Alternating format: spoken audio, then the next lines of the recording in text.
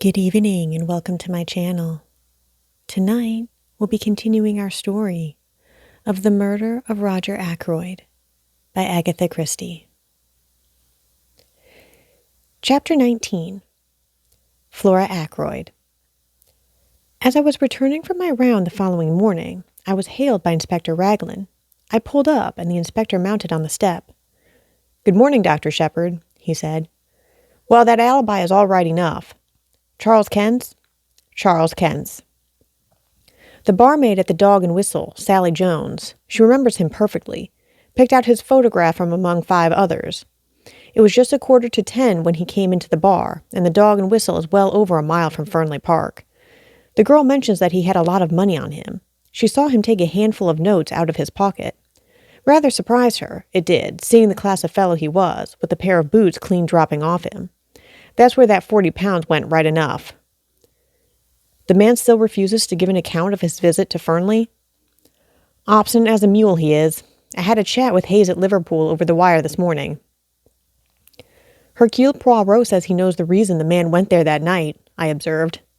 "Does he?" cried the inspector eagerly. "Yes," I said maliciously. "He says he went there because he was born in Kent." I felt a distinct pleasure in passing on my own discomfiture. Raglan stared at me for a moment or two uncomprehendingly.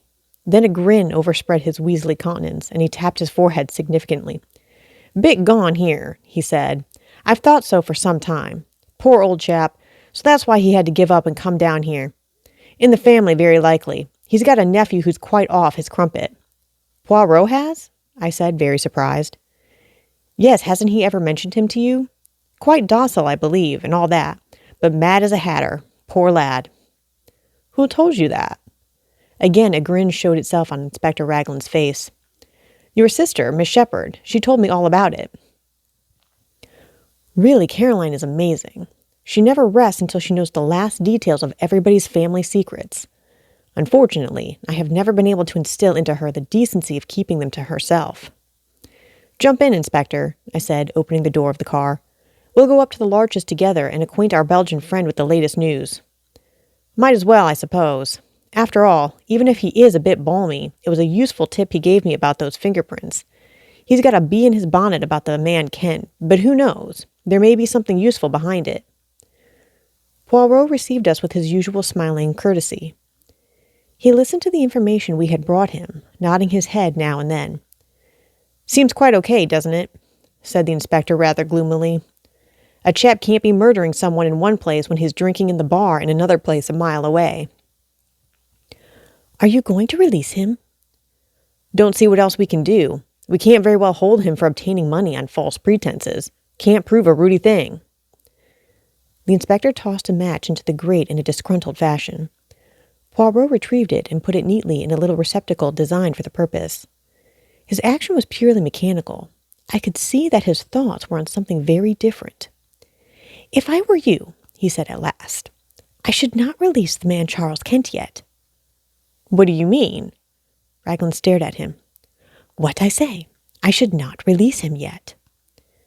"You don't think he can have had anything to do with the murder, do you?" "I think probably not, but one cannot be certain yet." "But haven't I just told you?" Poirot raised a hand protestingly. "Mais oui. I heard. I am not deaf, nor stupid, thank the good God. But see you approach the matter from the wrong premises. Is not that the word?" The inspector stared at him heavily. "I don't see how you make that out. Look here, we know Mr. Ackroyd was alive at 9:45. You admit that, don't you?" Poirot looked at him for a moment, then shook his head with a quick smile. "I admit nothing that is not proved." "Well, we've got proof enough of that. We've got Miss Flora Ackroyd's evidence." "That she said good night to her uncle. But me, I do not always believe what a young lady tells me. No, not even when she is charming and beautiful." "But hang it all, man, Parker saw her coming out of the door." "No," Poirot's voice rang out with a sudden sharpness. "That is just what he did not see. I satisfied myself of that by a little experiment the other day. You remember, Doctor? Parker saw her outside the door with her hand on the handle. He did not see her come out of the room." "But where else could she have been?" Perhaps on the stairs. The stairs? That is my little idea, yes. But those stairs only lead to Mr. Ackroyd's bedroom. Precisely. And still the inspector stared. You think she'd been up to her uncle's bedroom? Well, why not? Why should she lie about it? Ah, that is just the question. It depends on what she was doing there, does it not? You mean the money? Hang it all, you don't suggest that it was Miss Ackroyd who took that 40 pounds? I suggest nothing, said Poirot. But I will remind you of this. Life was not very easy for that mother and daughter. There were bills. There was constant trouble over small sums of money. Roger Ackroyd was a peculiar man over money matters. The girl might be at her wit's end for a comparatively small sum. Figure to yourself then what happens. She has taken the money. She descends the little staircase. When she is halfway down, she hears the chink of glass from the hall. She has not a doubt of what it is. Parker coming to the study. At all costs, she must not be found on the stairs. Parker will not forget it. He will think it odd. If the money is missed, Parker's sure to remember having seen her come down those stairs. She has just time to rush down to the study door, with her hand on the handle to show that she has just come out, when Parker appears in the doorway. She says the first thing that comes into her head, a repetition of Roger Ackroyd's orders earlier in the evening, and then goes upstairs to her own room. Yes, but later, persisted the inspector, she must have realized the vital importance of speaking the truth. Why the whole case hinges on it. Afterwards, said Poirot dryly, it was a little difficult for Mademoiselle Flora. She is told simply that the police are here and that there has been a robbery. Naturally, she jumps to the conclusion that the theft of the money has been discovered. Her one idea is to stick to her story. When she learns that her uncle is dead, she is panic-stricken. Young women do not faint nowadays, monsieur, without considerable provocation. Ah, bien, there it is. She is bound to stick to her story, or else confess everything. And a young and pretty girl does not like to admit that she is a thief, especially before those whose esteem she is anxious to retain. Raglan brought his fist down with a thump on the table. I'll not believe it, he said. It's not credible, and you've known this all along? The possibility has been in my mind from the first, admitted Poirot. I was always convinced that Mademoiselle Flora was hiding something from us. To satisfy myself, I made the little experiment I told you of. Dr. Shepherd accompanied me. A test for Parker, you said it was, I remarked bitterly. Mon ami, said Poirot apologetically.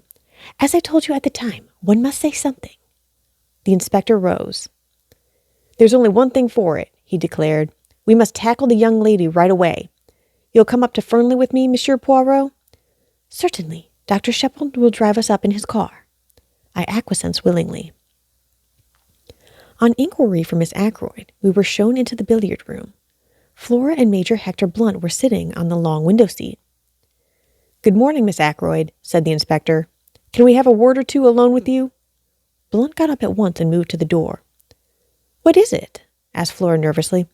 Don't go, Major Blunt. He can stay, can't he? She asked, turning to the inspector. That's as you like, said the inspector dryly.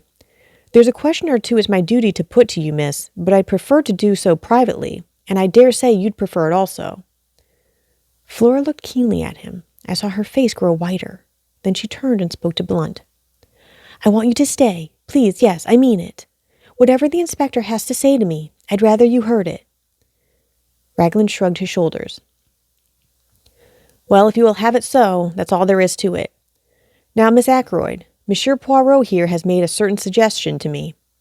He suggests that you weren't in the study at all last Friday night, that you never saw Mr. Ackroyd to say good-night to him, that instead of being in the study, you were on the stairs leading down from your uncle's bedroom when you heard Parker coming across the hall. Flora's gaze shifted to Poirot. He nodded back at her. Mademoiselle, the other day when we sat round the table, I implored you to be frank with me. What one does not tell to Papa Poirot, he finds out. It was that, was it not? See, I will make it easy for you. You took the money, did you not? The money, said Blunt sharply. There was a silence which lasted for at least a minute. Then Flora drew herself up and spoke. Monsieur Poirot is right. I took that money. I stole. I am a thief. Yes, a common, vulgar little thief. Now you know. I am glad it has come out. It's been a nightmare these last few days." She sat down suddenly and buried her face in her hands. She spoke huskily through her fingers. "You don't know what my life has been since I came here. Wanting things, scheming for them, lying, cheating, running up bills, promising to pay. Oh, I hate myself when I think of it all. That's what brought us together, Ralph and I. We were both weak. I understood him, and I was sorry, because I'm the same underneath. We're not strong enough to stand alone, either of us. We're weak, miserable, despicable things." She looked at Blunt and suddenly stamped her foot. "Why do you look at me like that, as though you couldn't believe? I may be a thief, but at any rate, I'm real now. I'm not lying anymore. I'm not pretending to be the kind of girl you like, young and innocent and simple. I don't care if you never want to see me again. I hate myself, despise myself, but you've got to believe one thing. If speaking the truth would have made things better for Ralph, I would have spoken out. But I've seen all along that it wouldn't be better for Ralph. It makes the case against him blacker than ever. I was not doing him any harm by sticking to my lie." "Ralph," said Blunt. "I see. Always Ralph." "You don't understand," said Flora hopelessly. "You never will." She turned to the inspector. "I admit everything. I was at my wit's end for money. I never saw my uncle that evening after he left the dinner table. As to the money, you can take what steps you please. Nothing could be worse than it is now." Suddenly she broke down again, hid her face in her hands, and rushed from the room. "Well," said the inspector in a flat tone, "so that's that." He seemed rather at a loss what to do next. Blunt came forward. "Inspector Raglan," he said quietly, "that money was given to me by Mr. Ackroyd for a special purpose. Miss Ackroyd never touched it. When she says she did, she is lying with the idea of shielding Captain Patten. The truth is as I said, and I am prepared to go into the witness box and swear to it." He made a kind of jerky bow, then turning abruptly, he left the room. Poirot was after him in a flash. He caught the other up in the hall. "Monsieur, a moment, I beg of you, if you will be so good." "Well, sir?" Blunt was obviously impatient. He stood frowning down on Poirot. "It is this," said Poirot rapidly. "I am not deceived by your little fantasy. No, indeed. It was truly Miss Flora who took the money. All the same, it is well imagined what you say. It pleases me. It is very good what you have done there. You are a man quick to think and to act." "I'm not in the least anxious for your opinion, thank you," said Blunt coldly. He made once more as though to pass on, but Poirot, not at all offended, laid a detaining hand on his arm. "Ah, but you are to listen to me. I have more to say. The other day I spoke of concealments. Very well, all along have I seen what you are concealing. Mademoiselle Flora, you love her with all your heart. From the first moment you saw her, is it not so? Oh, let us not mind saying these things. Why must one in England think it necessary to mention love as though it were some disgraceful secret? You love Mademoiselle Flora. You seek to conceal that fact from all the world. That is very good. That is as it should be. But take the advice of Hercule Poirot. Do not conceal it from Mademoiselle herself." Blunt had shown several signs of restlessness whilst Poirot was speaking, but the closing words seemed to rivet his attention. "What do you mean by that?" he said sharply. "You think that she loves the Captain Ralph Patten, but I, Hercule Poirot, tell you that that is not so. Mademoiselle Flora accepted Captain Patten to please her uncle, and because she saw in the marriage a way of escape from her life here, which was becoming frankly insupportable to her. She liked him, and there was much sympathy and understanding between them. But love? No. It is not Captain Patten Mademoiselle Flora loves." "What the devil do you mean?" asked Blunt. I saw the dark flush under his tan. "You have been blind, monsieur, blind. She is loyal, the little one. Ralph Patten is under a cloud. She is bound in honor to stick by him." I felt it was time I put in a word to help on the good work. "My sister told me the other night," I said encouragingly, "that Flora had never cared a penny piece for Ralph Patten and never would. My sister is always right about these things." Blunt ignored my well-meant efforts. He spoke to Poirot. "Do you really think—" he began and stopped. He is one of those inarticulate men who find it hard to put things into words. Poirot knows no such disability. "If you doubt me, ask her yourself, monsieur. But perhaps you no longer care to. The affair of the money." Blunt gave a sound like an angry laugh. "Think I'd hold that against her?" Roger was always a queer chap about money. She got in a mess and didn't dare tell him. Poor kid. Poor lonely kid. Poirot looked thoughtfully at the side door. Mademoiselle Flora went into the garden, I think, he murmured. I've been every kind of fool, said Blunt abruptly. Rum conversation we've been having, like one of those Danish plays. But you're a sound fellow, Monsieur Poirot. Thank you. He took Poirot's hand and gave it a grip which caused the other to wince in anguish. Then he strode to the side door and passed out into the garden. Not every kind of a fool, murmured Poirot, tenderly nursing the injured member. Only one kind, the fool in love. Thus ends Chapter 19 of The Murder of Roger Ackroyd by Agatha Christie.